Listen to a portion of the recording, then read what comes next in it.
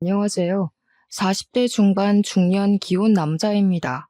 최근에 경기도로 이사를 끝내고 마음의 여유가 생겨서 사연을 쓰게 되었어요. 친구 녀석이 이곳에 사연을 올린 적이 있었는데 저더러 봐달라고 해서 들어본 적이 있거든요. 친구 걸 듣다 보니까 연관지어 뜨는 다른 사연들도 많더라고요. 하나씩 눌러보다 보니 어떤 날엔 하루가 다 가도록 사연만 듣다가 다음 날을 맞이한 적도 있었습니다. 그때 생각이 나서 저도 사연을 들고 오게 되었어요. 제 일이 좀 무거운 이야기라서 함부로 떠들 수는 없고 이곳이 적당한 것 같더라고요.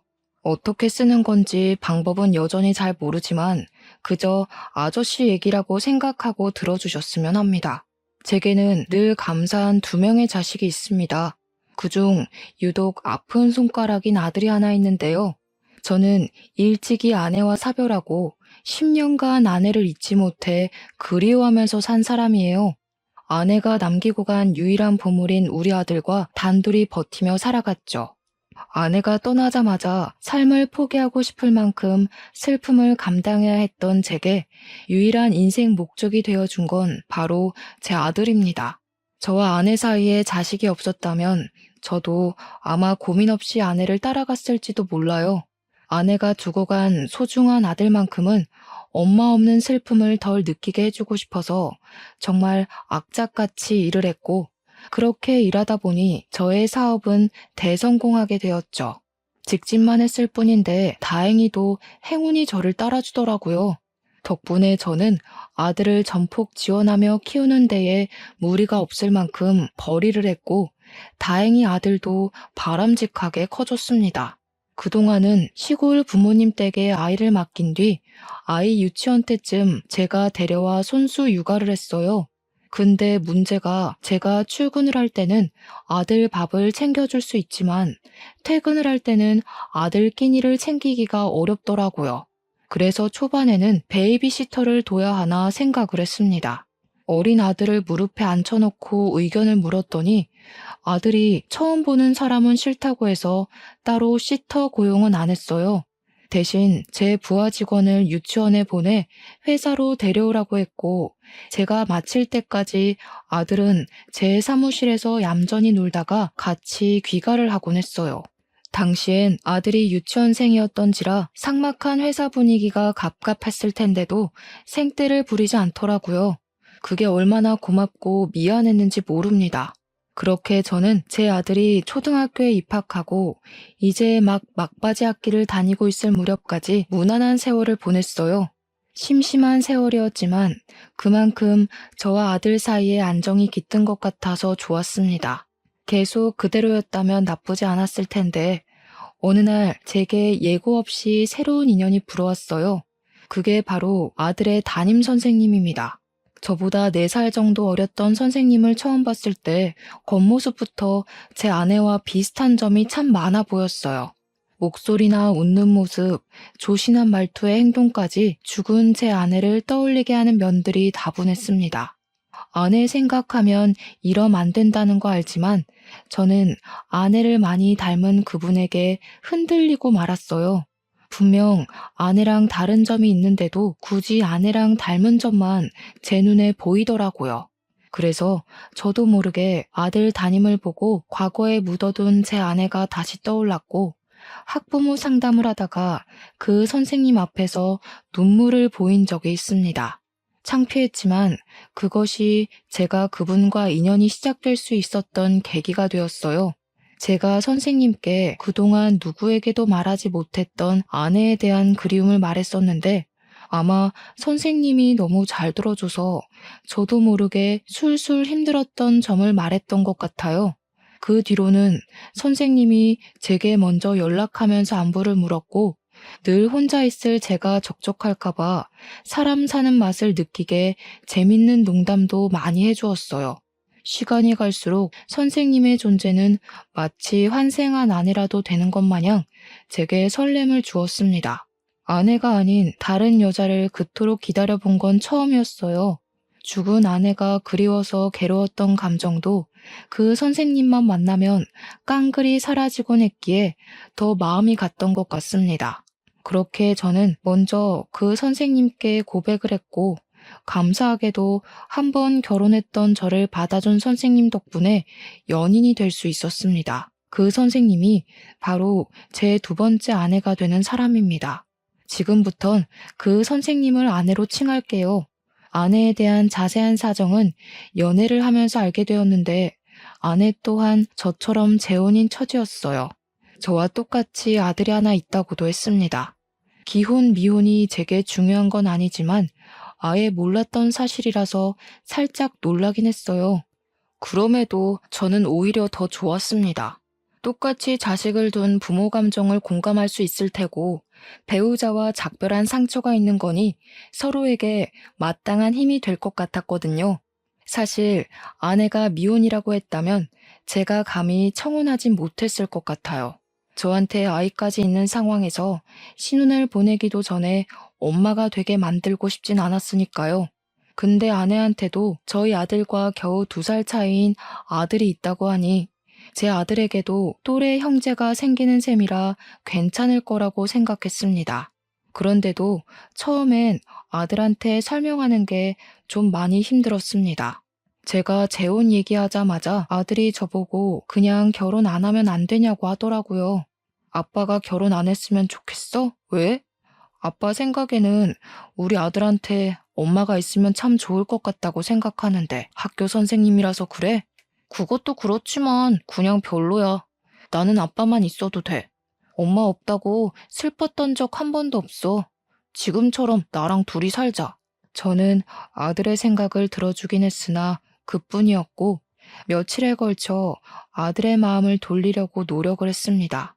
아들이 좋아하는 피규어 선물도 해주고 맛있는 것도 사주고 아들의 학습도 많이 들여다봐 줬어요. 하고 싶다는 레고 학원도 보내주었고요. 그리곤 그럴 때마다 슬쩍 아내 얘기를 꺼냈습니다. 아들은 결국 레고 학원 등록 덕분에 저와 아내의 관계를 허락해줬어요. 그 결정이 얼마나 힘들었을지 알기 때문에 그날 저는 아들에게 진심으로 고맙다고 꼭 안아주면서 표현했습니다. 그렇게 저는 아내에게 청혼을 했고 저희는 살림을 합치게 되었어요. 고맙게도 아내의 아들은 저더러 바로 아빠라고 해주더라고요. 아내 아들은 낯가림이 덜한 편인 것 같았습니다. 반대로 저는 아들이 저와 아내의 사이를 허락해줬다고 해서 아내를 바로 엄마로 받아들일 거란 기대는 안 했어요. 역시나 아들은 자기 담임 선생님을 갑자기 엄마라고 부르려니까 많이 낯선 것 같더라고요. 게다가 없던 동생이 생긴 것도 좀 불편해했고요. 저희 아들이 낯을 많이 가리는 편이라는 건 이미 베이비시터 싫어할 때부터 느끼긴 했습니다. 당연히 재혼 가정에선 자식들이 가장 적응 못하는 게 당연한 거란 말을 들었기에 아들에게 따로 잘 지내보라고 강요하지도 않았어요. 근데 아들의 고심이 길어질수록 저보단 아내의 마음이 더 안 좋을 것 같더라고요. 미안해요. 애가 원래 마음의 문을 잘 안 여는 타입이라. 아마 시간 지나면 분명 우리 가족 받아들일 거예요. 내가 아들한테 결혼 허락받는 것도 오래 걸렸지만 해냈잖아요. 당연하죠. 그런 것도 모르고 이 결혼했을까 봐요. 걱정도 많네요. 저랑 첫째 사이는 우리가 알아서 할 테니까 당신은 하는 일에만 집중해요. 요즘 회사 바쁘잖아요. 제 아들은 엄마라고 말하길 늘 미루고 동생도 피해 다니며 방에만 틀어박혀 있길 다반사였지만 아내는 항상 그런 제 아들을 이해해주는 고마운 사람이었습니다. 아내와 재혼을 하기 전만 해도 저는 아들밖에 모르고 아들만을 위해 사는 사람이었는데 아내를 만나고 나서부턴 저 또한 누군가에게 오랜만에 챙김을 받으니까 노고가 확 풀리는 느낌이더라고요. 제가 미처 못 챙겨줬던 엄마의 몫까지 아내가 나서서 제 아들을 신경 써줬어요. 저는 그게 항상 분에 넘치게 고마워서 아내에게 더 잘했습니다. 그래서 아내한테 앞으로 내가 번 돈으로 충분히 내 식구 잘 살 수 있으니 일도 이제 그만하고 집에서 가정에만 충실해 줄 수 있냐고도 물었어요. 제가 용돈이랑 생활이 줄 거고 집안일도 절대 관여하지 않겠다고 자유롭게 지냈으면 좋겠다고 권유를 했거든요. 그러니 다행히 아내가 좋다고 해주더라고요. 자기 커리어를 과감하게 버려야 하는 부분이기도 한데 아내는 흔쾌히 우리 가족을 선택해 주었습니다.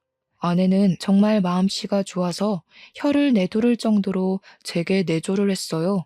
제가 그날부터 배달 음식으로 점심을 먹지 않고 아내가 싸주는 도시락을 먹었잖아요. 고생하는 것 같아서 이렇게까지 안 해도 된다고 해도 아내는 그저 좋아하는 만큼 해주고 싶은 거라며 말도 참 예쁘게 했습니다.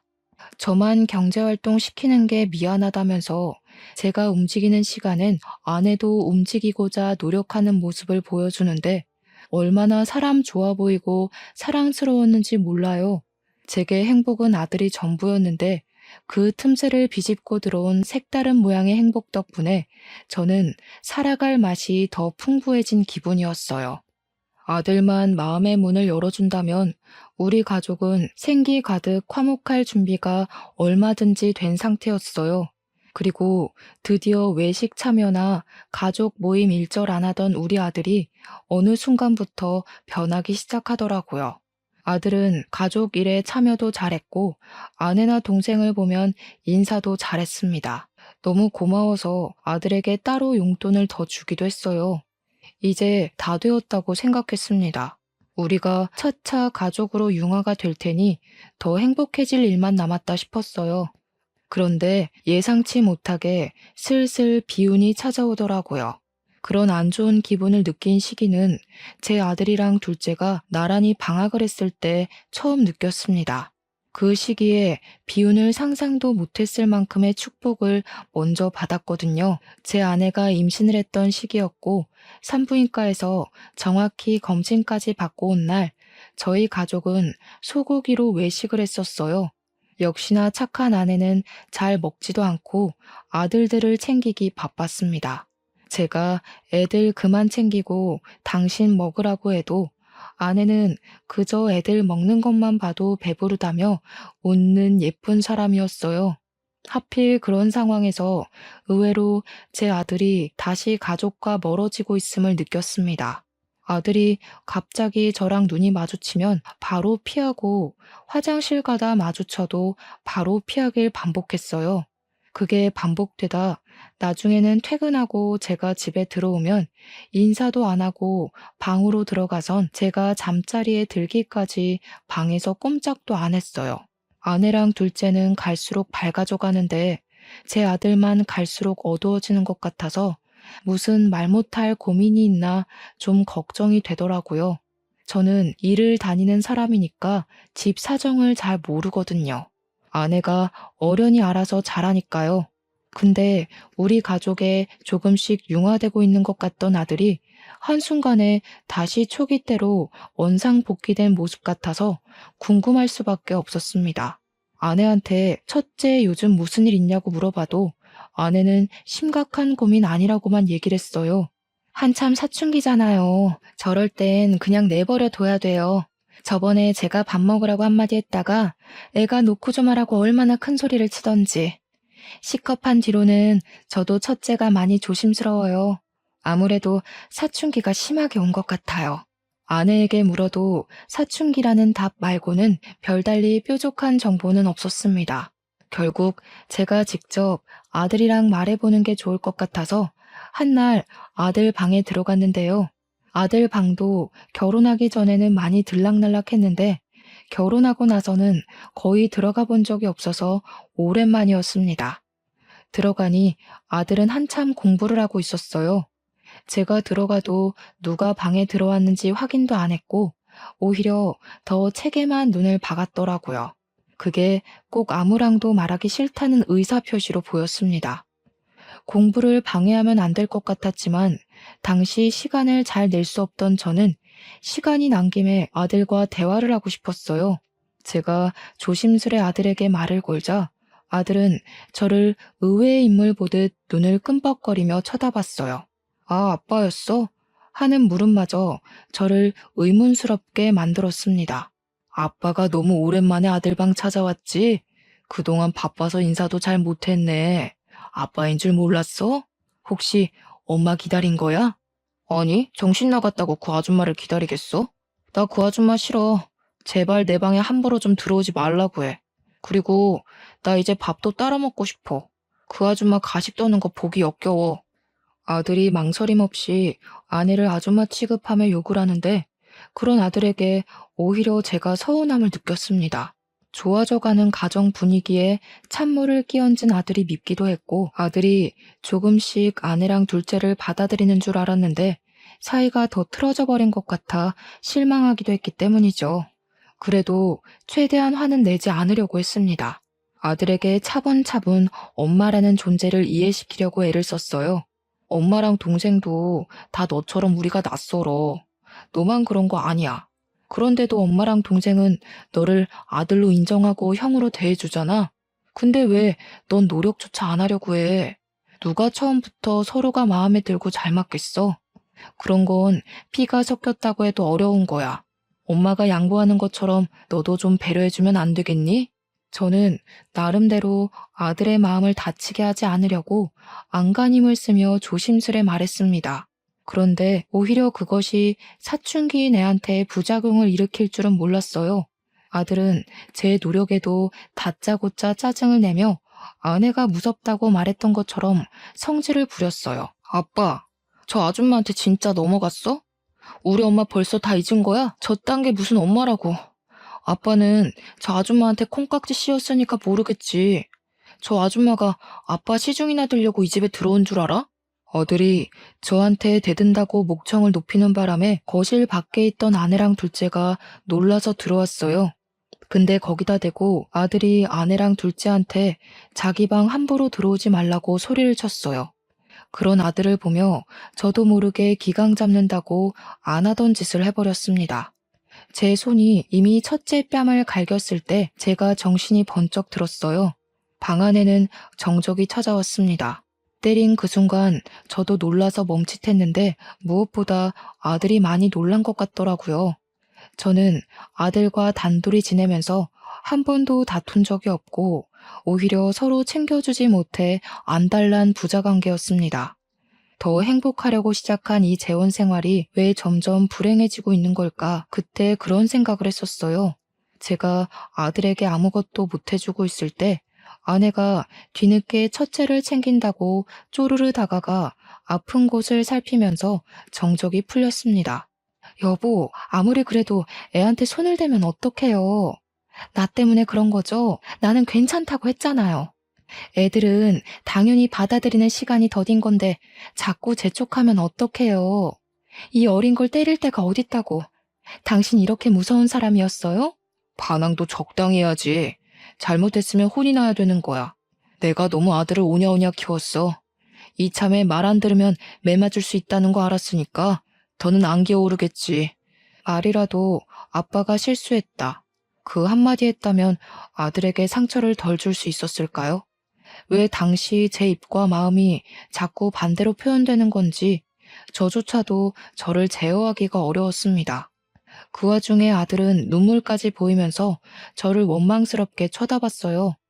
끝까지 자기는 잘못한 거 없다 의견을 굽히지 않더라고요. 아빠한테 실망이야. 아빠가 겨우 이 정도밖에 안 되는 사람인 줄 몰랐네. 처음부터 아빠를 믿는 게 아니었어. 아빠는 저런 가짜 가족 끼고 웃음이 나올지 모르겠는데 나한테까지 아빠 감정 요구하지 마.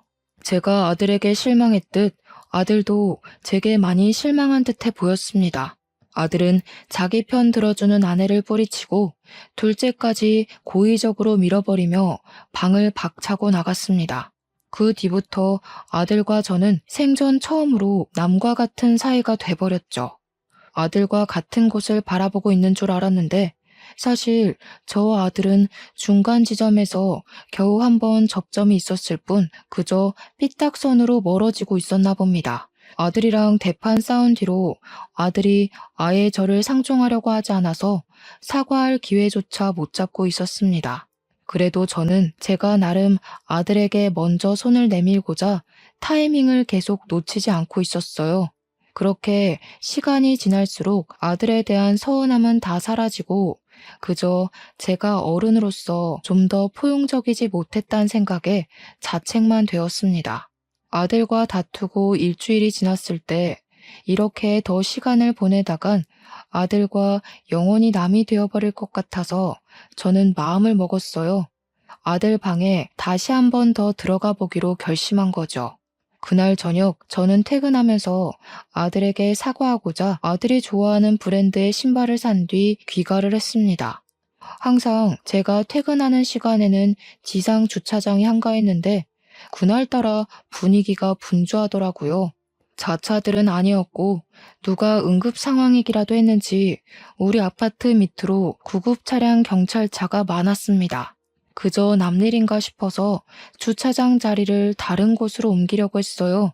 후진을 하려던 그때 저는 구급대원 들것에 실려가는 응급 환자를 무의식적으로 보고 말았는데요. 그 순간 너무 놀라서 브레이크를 밟아버렸습니다. 들것에 실린 아이가 신고 있는 신발이 제가 아들 중학교 입학하면서 사줬던 신발이랑 똑같은 거 아니겠습니까? 그 신발은 아들이 직접 골랐고 저랑 커플 신발로 맞춘 거라 아들이 굉장히 좋아했었습니다. 특히나 아들이 아내랑 둘째 빼고 저랑 단둘이 맞춘 신발이라서 더 좋아했어요. 아니라고 믿고 싶었지만 당시 제 눈앞의 분위기는 전부 우리 아들 때문에 벌어지고 있는 사고 현장이었습니다. 차에서 허겁지겁 내린 저는 급히 구급차로 뛰어갔어요. 무슨 정신인지도 모르고 구급대원들을 밀치면서 그 안에 실린 환자를 확인했습니다. 거기까지 뛰는 순간에도 제발 우리 아들은 아니길 바랬는데 미동도 없이 피로 칠갑된 그 어린아이는 제 아들이 맞더라고요. 우리 애가 맞는 걸 알고 저는 정신 나간 사람처럼 이성을 정말 놓아버렸습니다. 저를 뜯어말리는 구급대원을 붙잡고서 도대체 무슨 일이냐고, 애가 왜 이러냐고 아무 직원을 붙잡아 소리를 고래고래 질렀어요. 그 어떤 말도 침착하게 듣기 어려웠던 정신이어서 당시 구급대원이 뭐라고 얘기했는지 정확히는 기억이 안 나고요. 단지 추락사고로 추정된다는 그 말만 제 머릿속에 강력히 남았어요. 정확한 경위는 경찰에서 밝혀준다면서 저더러 보호자니까 일단 같이 가자고 하더라고요. 추락사고라니 이게 무슨 일인가 싶었습니다. 대체 왜 우리 아들이 어쩌다가 당장 모든 사실을 알아내고 싶었지만 제가 미처 그런 깊은 내막까지 파악할 정신은 없었습니다. 그저 피로 범벅된 우리 아들 손을 잡고 제발 목숨만 살려달라 그렇게 빌고 빌기만 했어요. 아들이 예전에 저한테 이런 가짜 가족이랑 살 바에는 죽는 게 낫겠다. 성인 되면 가족이랑 연 끊을 거다. 이런 소리를 한 번씩 했었는데 그것 때문에 스스로 나쁜 생각을 했던 걸까 싶었어요. 제 선에서 생각할 수 있는 최대한의 예측은 그것뿐이었습니다. 만약 그 사실이 맞다면 너무 준비도 안 된 아들한테 제 방식을 밀어붙인 것 같아서 죄스러웠어요. 자책에 빠져있을 동안 어느새 병원에 도착했고 아들은 빠르게 수술 준비에 들어갔습니다. 그리고 그 뒤에 아내랑 둘째가 병원에 나타났어요. 아내랑 둘째는 당시에 장 보러 간다고 집에 없었다고 하더라고요. 그래서 저한테 늦게 연락받고 병원을 온 거였어요. 첫째 사고 소식에 엉엉 울던 아내도 많이 놀랐는지 수술실 앞에서 다리 힘이 풀려 쓰러져 버렸습니다. 태윤아, 대체 이게 무슨 일이야? 엄마가 아직 엄마 노릇도 못 해줬는데. 여보, 우리 태윤이 괜찮은 거 맞죠? 수술만 하면 다 괜찮아지는 거죠? 저는 오열하는 아내를 부축하면서도 위로를 해주지 못했어요. 이미 저도 아들 걱정에 정신을 차릴 수가 없었고 눈이 팅팅 부을 정도로 많이 울었으니까요. 아들이 사고 난 그날이 제 생에서 가장 괴로운 날이었습니다. 아내가 사고로 죽었던 때와는 또 다른 고통이었어요. 그런데요, 저랑 아내가 오느라 정신이 없어서 몰랐는데 둘째가 가만히 저희를 지켜보고만 있더라고요. 희한하게도 둘째는 원래 눈물이 없는 건지 아니면 아직 형제애가 생길 만큼 우리 아들에게 마음이 적었던 건지 자기 형 목숨이 위태로운데도 일절 슬퍼하는 기색이 없었습니다. 오히려 저랑 아내를 이해 못하는 눈빛으로 보는 것 같았어요. 하지만 둘째도 겨우 초등학교 5학년으로 어린 나이였고 이런 상황이 어떤 건지 실감을 못해서 그런 거라고 생각해 넘겼습니다. 그렇게 무사히 수술을 끝내고 나온 제 아들은 장애를 얻게 되었어요. 아들이 지적장애 3급 판정을 받을 만큼 뇌 기능이 도태되어 버린 것인데요. 공부 잘했던 우리 아들 생각만 하면 너무 속상한 일이었지만 일단은 살아준 것만으로도 그냥 고마웠습니다. 한숨 돌린 저는 아직 의식이 없는 우리 아들 얼굴을 쓰다듬으면서 한참이나 미안하다고 중얼거렸어요. 제가 여태까지 누굴 위해서 살아왔는데 앞으로도 누굴 위해서 살아야 할지 아는데도 제가 바보 같은 실수를 했다고 자책했고 대답 없는 아들을 향해 아빠가 다 잘못했다고 그렇게 빌었습니다. 그때도 아내가 제게 위로를 해주었어요.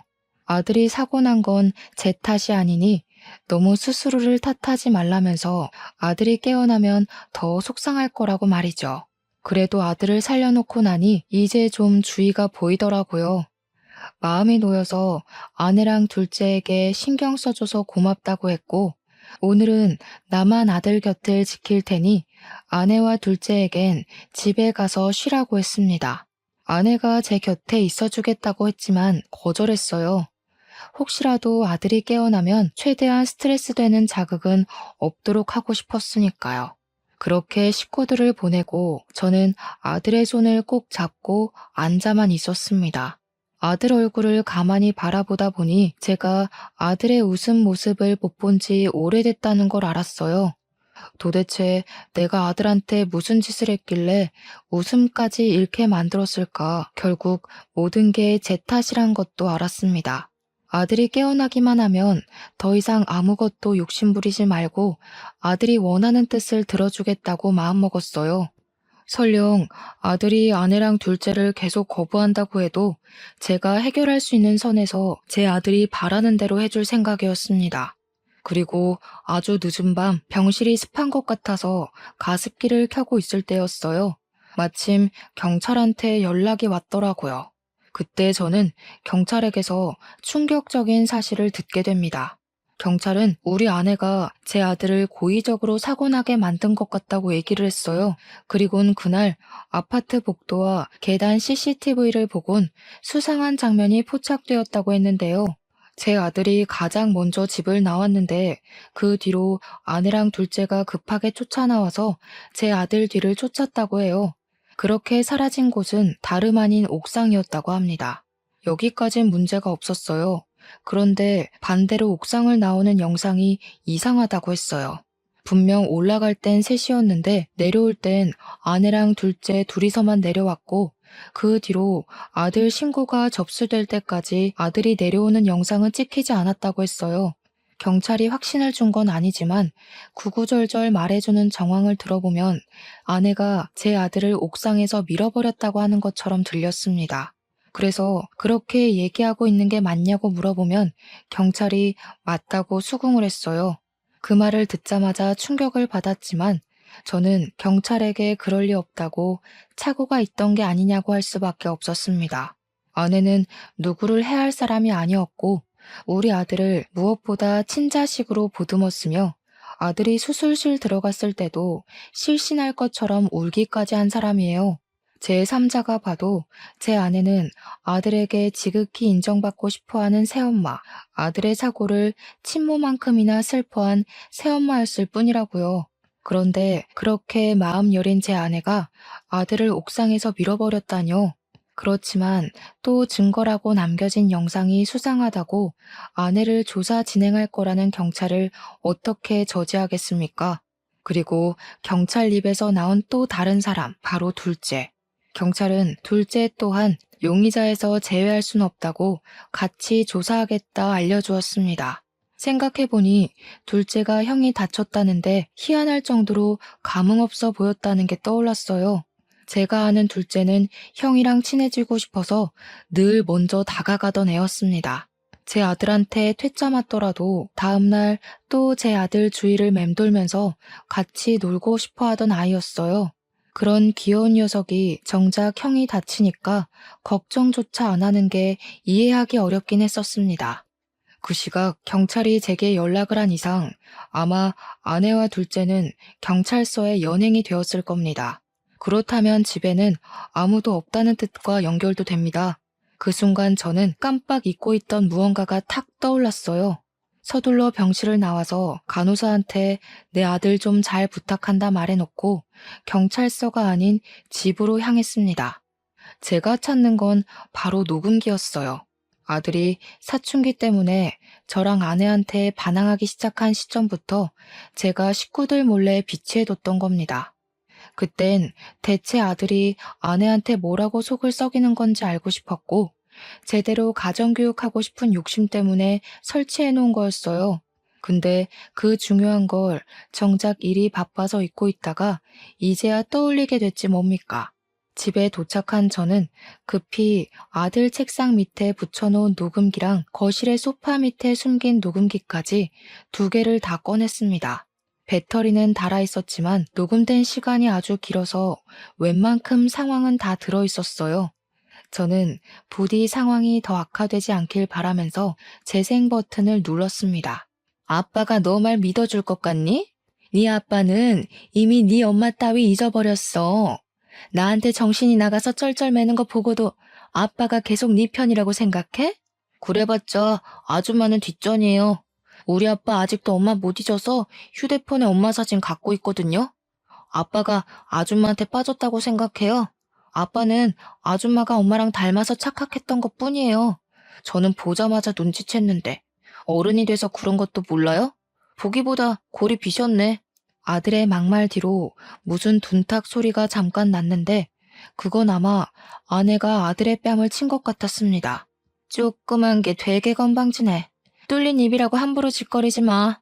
그래봤자 네 아빠 잘못되면 내가 재산 상속 1순위야. 그때 돼서 잘못했다고 사정하지 말고 지금부터 엄마라고 해. 엄마 같아야 엄마라고 하지. 아빠 돈만 노리는 불려우 주제에. 아빠가 아줌마 실체 알면 바로 아줌마 버릴걸요? 멍청한 아줌마 때문에 자식까지 뭔 고생이야? 쟤도 남의 집 아빠한테 아빠라고 부르기 얼마나 싫겠어요. 저도 그 마음이에요. 아줌마같이 구토 나올 것 같은 사람한테 엄마 소리 아깝다고요. 녹음기에 녹화된 대화 내용은 제가 집에 있는 시간대 말고는 거의 살벌한 얼음판과 같은 분위기였습니다. 들을수록 제가 몰랐던 저희 가족의 실체가 서서히 수면 위로 떠오르는 것 같아서 너무 충격이었어요. 뿐만 아니라 녹음기 수명이 길었는지 아들이 사고 났던 그 당일에도 녹음이 되어 있더라고요. 나 임신한 거 알지? 네 아빠는 이미 너한테 마음 떴어. 앞으로 뱃속에 애까지 태어나면 네 아빠는 지금보다 더 너를 정신 나간 놈 취급할걸? 그러다 결국 호적까지 파이면 어쩌려고 그러니? 네가 잠자코 내 말 따르면 적어도 내가 너 버림받는 거 막아줄 수 있는데. 호적 파시던가요. 저도 아빠한테 말은 해볼게요. 아줌마가 아빠 재산 뺏으려고 벼르고 있다고 하면 아빠가 뭐라고 할지 궁금하네요. 우리 아빠 돈 욕심 부리는 사람 극도로 싫어하는 거 알려나 모르겠네. 어쨌든 녹음도 했으니까 아빠가 제 말을 안 믿진 않겠죠. 아들 말을 끝으로 투닥거리는 소리가 났는데 아무래도 아내가 아들에게 득달같이 달려들어 휴대폰 뺏으려는 소리 같았습니다. 휴대폰 가지고 갑자기 다툼이 벌어지는 것 보니 아들은 당시 휴대폰으로 아내의 실체를 녹음을 했던 것 같았어요. 어쩐지 경찰이 지난번에 아들 휴대폰이 없다고 혹시 봤냐고 물어본 적이 있었는데 그땐 그저 아들 사고 때문에 정신이 없어서 뭐든 생각할 겨를이 없었습니다. 그 뒤로 아들이 아내를 피해서 옥상으로 도망쳤던 것 같고 그걸 아내가 둘째 데리고 쫓아간 듯 했습니다. 옥상에는 CCTV나 제가 설치했던 녹음기 따위가 없어서 그 이후에 무슨 일이 일어난 건진 알 수 없었어요. 그곳에서 우리 아들이 혼자 아내를 상대하다가 사고를 당했다고 생각을 하니 너무 가슴이 아팠습니다. 불행 중 다행인 건 아들이 추락하는 장소에 우거진 풀떼기가 많아서 목숨은 건질 수 있었다네요. 모든 사실을 알게 된 저는 아들에게 미안해서 이 충격적인 사실을 혼자 감당하게 했다는 게 죽을 만큼 미안해서 아들이 깨어날 때까지 그렇게 괴로웠습니다. 단순히 저의 잘못된 판단으로 아들만 피해를 본 거잖아요. 그럴수록 저는 아내를 용서할 수가 없었어요. 하나부터 열까지 아들의 말이 전부 맞았던 만큼 확실하게 아내를 엄벌하고 싶었어요. 어떻게 그 어린애를 상대로 어른이 그런 용심을 부릴 수 있단 말인가요? 저는 아내에게 의논 없이 제 집에서 아내 물건이랑 둘째 물건을 빼기 시작했어요. 이혼 소송도 그날 바로 신청했습니다. 그리고 아내를 진심으로 제 가족으로 여기기 위해서 제 사망보험금이랑 첫째 사망보험금 수익자로 아내를 해놨거든요. 그건 아내도 마찬가지로 자신과 둘째 사망보험금 수익을 저에게 돌려놨었고요. 일단 아내 앞으로 되어 있는 걸 모조리 다 제 앞으로 전환해 놓았습니다. 어쩌면 아내가 제 재산을 탐내기 이전에 아들 사망보험금까지 욕심냈을지도 모르겠네요. 그렇게 순식간에 제 주위를 도사리고 있던 끔찍한 아내의 흔적을 모두 지웠어요. 그리고 이틀째 조사에 불응하여 조사 진행이 안 되었던 아내에게 찾아갔습니다. 아내는 저에게만 보였던 착한 얼굴로 제게 매달리며 왜 이제 왔냐고 경찰이 자기 말 안 믿어준다면서 억울했어요. 아내를 보자 녹음기에서 들었던 악마의 목소리가 겹쳐 보였는데 제가 어떻게 저런 여자를 죽은 제 아내와 같다고 생각했는지 모르겠더라고요. 이혼하자. 내 아들한테 해코지한 살인마랑 한 입을 덮고 자기 구역질라. 대체 돈이 뭐라고 그런 얼굴로 나를 속였는지 모르겠다. 네 애를 생각해서라도 똑바로 살았어야지. 어떻게 너 같은 사람이 선생을 할 수가 있어? 아내는 제 말에 당황해서 일단 모른 척을 하는 것 같았어요. 무슨 소리냐고 묻길래 아주 침착하게 아내가 처한 상황을 설명해 주었습니다. 이미 당신 앞으로 이혼 소송했고 콩고물이라도 떨어질 재산 일체 없고 내 아들 살인미수한죄로 신고까지 했다고 말이죠. 그리곤 아내에게 녹음기 내용을 일부만 들려주곤 경찰한테 그것마저 제출을 했습니다. 멍청이가 아닌 이상 더는 모른 채 할 수 없었을 거예요. 아니나 다를까 아내가 정신이 나가서 본성을 드러냈는데 제가 이 순간을 얼마나 기다렸는지 몰라요. 결국 이럴 거였어? 내가 죽어라 당신 뒤치다꺼리 해주면 뭐해? 결국 당신 돈은 전부 그놈한테 갈 텐데. 그래서 내가 내 주머니 좀 챙기려고 했을 뿐이야. 그게 그렇게 잘못된 거야? 당신 사업체도 첫째한테 물려줄 생각만 했잖아. 내 아들이 병풍되게 생겼는데 그거 가만히 있을 엄마가 어딨어? 목소리 안 줄여? 뭘 잘했다고 큰 소리야. 겨우 이런 사람을 내 아들 엄마 시키려고 했던 게 쪽팔린다. 내 아들한테 이런 식으로 했구나. 근데 네가 좀 착각한 게 있네. 내 아들 말대로 넌 나한테 본처 대행일 뿐이었어. 네가 본처랑 좀 닮은 것 같아서 혹했던 거야. 너 볼 때마다 사별한 아내 생각 많이 했거든. 그건 고맙다. 네 껍데기 덕분에 가끔씩 아내랑 같이 있는 기분이었거든. 거짓말하지 마. 진짜 나한테 진심이 없었다고? 그런 사람이 나를 임신시켜? 그럼 당신은 좋아하지도 않는 여자 임신시키는 쓰레기야? 지금 나 매도하는 건 뱃속에 우리 아이까지 위협하는 거야. 잘 생각하고 판단해. 고의적으로 피해주는 사람도 있는데 실수하는 사람이라고 없을까? 걱정 마. 애 태어나면 네가 엄마 할 일은 없을 거야. 그 애 엄마는 네가 아니라 죽은 내 아내로 할 거거든. 애도 전과자 엄마는 창피해서 싫어할걸? 차라리 세상을 떴다고 하는 편이 아름답지. 아내는 자기 아이 빼앗길 통보를 받자 제정신을 놓고 저한테 달려들었습니다. 경찰이 바로 말리긴 했지만 저도 아내 머리채를 잡아서 떨어뜨려 놨어요. 차마 임신한 사람을 패대기 칠 수는 없겠더라고요. 애는 태어나는 순간 제가 친권을 가져갈 것이고 어차피 백수에다 범죄자 주제에 아내가 아이를 키울 순 없을 겁니다. 그리고 우리 둘째는 비록 제 아들 사고를 방관한 공범이라 볼 수도 있겠지만 둘째도 제겐 아들이에요. 엄마 잘못 만나서 잘못된 길로 빠지도록 내버려 둘 순 없어서 제가 데려오기로 했습니다. 그렇게 아내가 징역살이 중 출산을 했고 출산한 아이는 18개월이 지나서 예정대로 제 품에 돌아오게 되었어요. 사랑하는 제 아들은 지적장애 상급임에도 지능이 12살 정도라서 생활하는 데는 큰 문제가 없었어요. 다만 이걸 다행이라고 봐야 하는 건지 모르겠으나 기억상실증에 걸렸습니다.